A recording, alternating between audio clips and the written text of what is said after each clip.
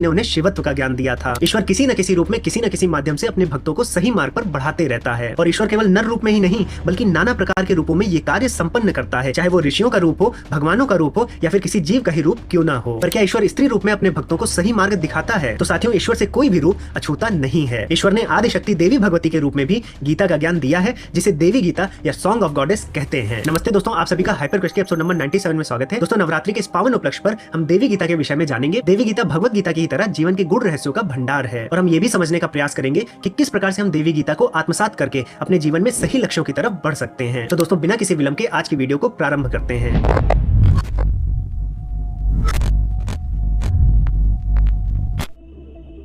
भागवतम महापुराण का हिस्सा है और श्रीमद् देवी भागवतम महापुराण में 18,000 श्लोक हैं, जिसमें से 509 श्लोकों के एक हिस्से को देवी गीता कहा जाता है और फिर इस देवी गीता को भी विषयों के अनुसार 10 अध्यायों में बांटा गया है। तो यदि आपके पास श्रीमद् देवी भागवतम महापुराण हो तो आप देवी गीता को वहां पर 7वें स्कंद में 31वें अध्याय से लेकर 40वें अध्याय में पढ़ सकते हैं। अब साथियों, आइए जानते हैं कि देवी गीता के पीछे की पृष्ठभूमि क्या है। तो साथियों, देवी गीता के समय ऐसा प्रसंग है कि देवी सती की मृत्यु हो जाती है और इस मृत्यु से शिवजी बहुत दुखी होते हैं और फिर इस दुख के कारण शिवजी एक एकांत स्थान पर जाते हैं और वहां पर अपनी इंद्रियों पर संयम करके समाधि को ग्रहण कर लेते हैं। अब जब शिवजी समाधि हो जाते हैं तो वहां पर एक तारक नाम का असुर होता है और उसने ब्रह्मा जी की तपस्या करके ब्रह्मा जी से ये वरदान ले लिया होता है कि उसका वध केवल और केवल शिव जी के एक औरस पुत्र से ही हो सकता है, क्योंकि तारक असुर को पता था कि देवी सती की मृत्यु हो गई है। अब शिव